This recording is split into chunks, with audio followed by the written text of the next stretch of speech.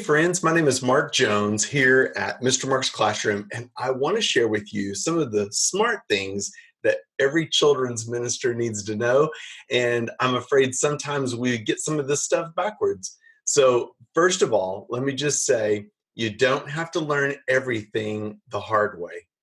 I know. I think I've learned a lot of stuff the hard way. And I'm sure that you feel like there's been times in your own life, in your own ministry, that you have learned things the hard way. And hopefully you learned them. So that way you don't repeat them. But we don't have to learn everything the hard way. So let me just go through a few things to help you get started. The first one is you need to know what your job is. It seems like too often we get sucked into different things that are going on at the church, and it feels like, well, I should be caring, I should want to do that, I need to be a team player. Yes, you need to be a team player. There are times, I mean, I've gone and stood in the parking lot and directed traffic. I have worked registration. I have gone up and sat in a class to help with something else. But those are just occasions. And you know what? I don't mind asking some of these other team members on our staff to come and help with some of the things I have. I need help registration day, first day of VBS, please, and directing traffic and making sure no one gets ran over. I mean, those are important things. So I want to reciprocate that, but I don't want to get sucked in to someone else's ministry. I have enjoyed being able to sing in the Christmas choir or in a special musical or something. That's just for a season. That's just for an occasion. But to have a full-time opportunity when you're doing that, sometimes it really has a battle with what you were trying to accomplish in your own ministry. So be careful that you know what you're supposed to be doing. And let me just remind you that what we're doing in children's ministry is working with adults. I know. You thought we were just working with kids all the time. I mean, if that was it, wow. That's probably how many of us even started. I remember I was in the classroom. I loved teaching. I poured out into these kids and prepared things. I got so excited about all the stuff we were doing. And then I was asked to be a part of something that kind of expanded that. And suddenly I found myself in some leadership roles and I didn't even see it coming on. And my heart just burned to see more happen and greater things, to the point that God used all of that in the calling of me to work in a leadership role in children's ministry. So becoming the children's minister or the children's pastor was instrumental. Now, please understand, I still love to work with kids. I teach kindergarten on Sunday morning. I teach fourth grade on Wednesday night.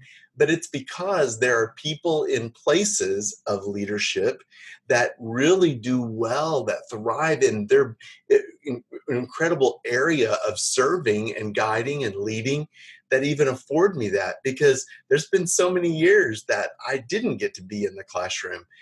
It's just now, it's just like this moment of privilege, and I really do enjoy it.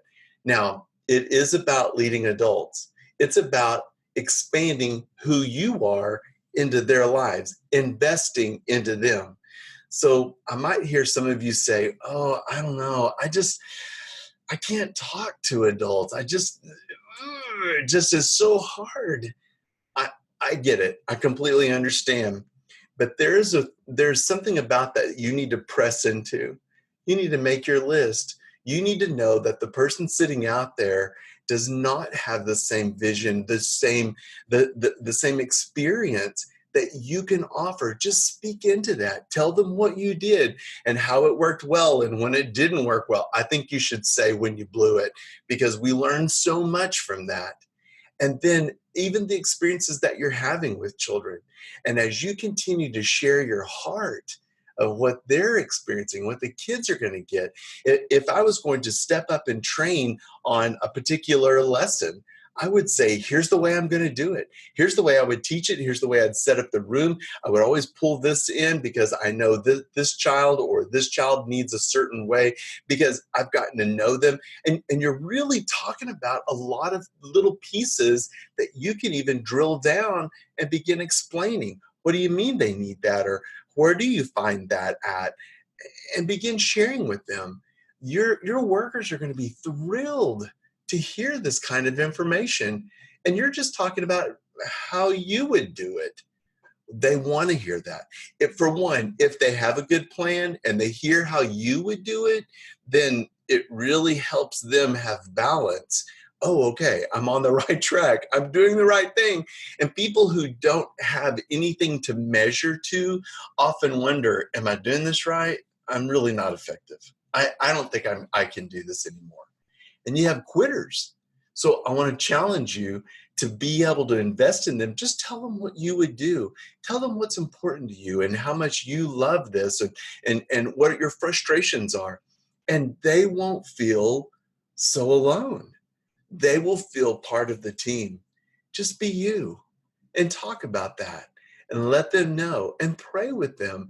Share with them scripture that really will invest in them and encourage them. The things that God's showing you right now.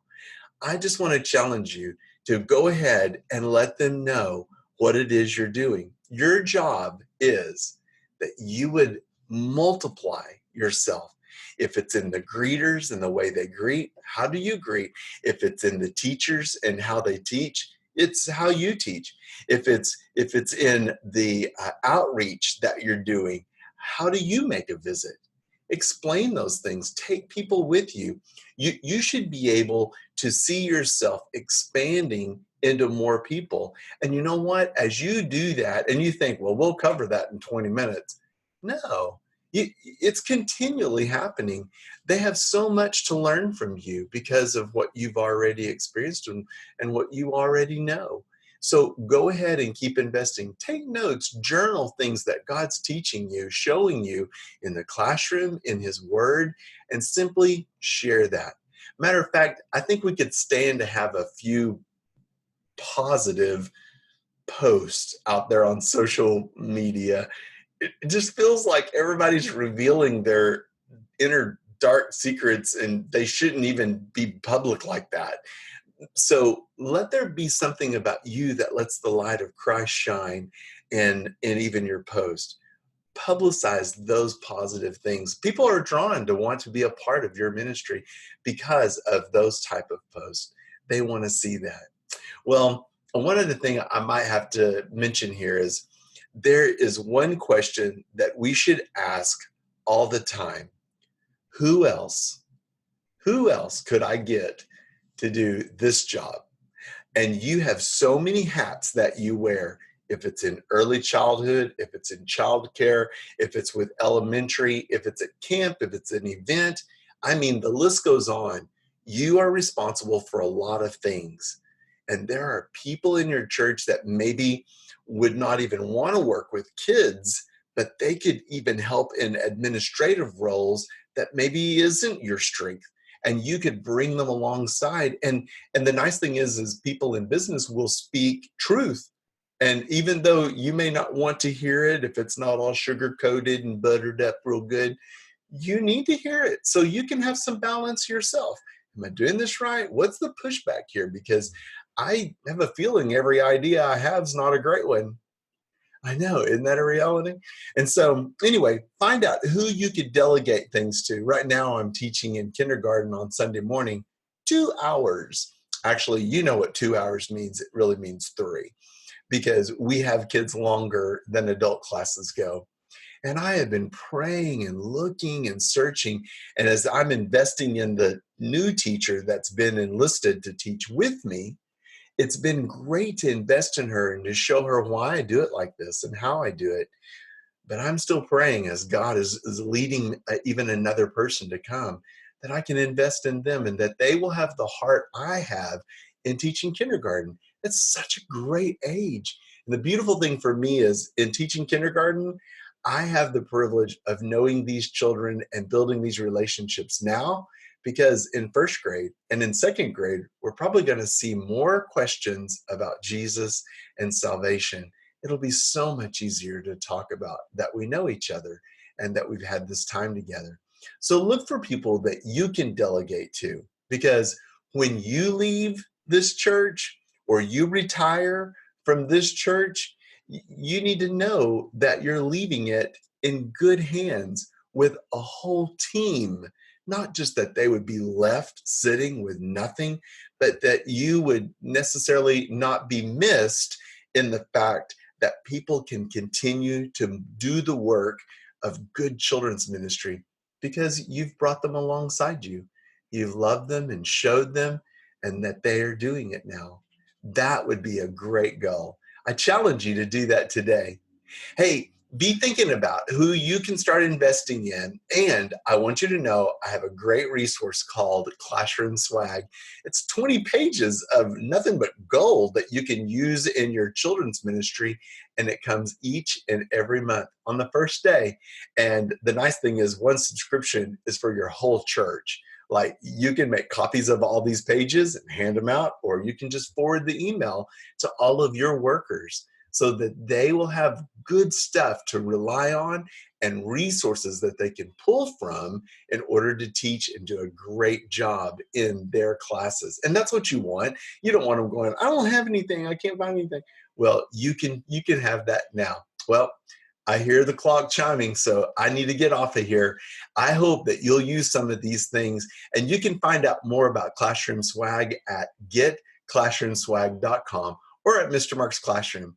I hope you have a great day, and I hope you will use this gift in children's ministry of your life. You go and make it count.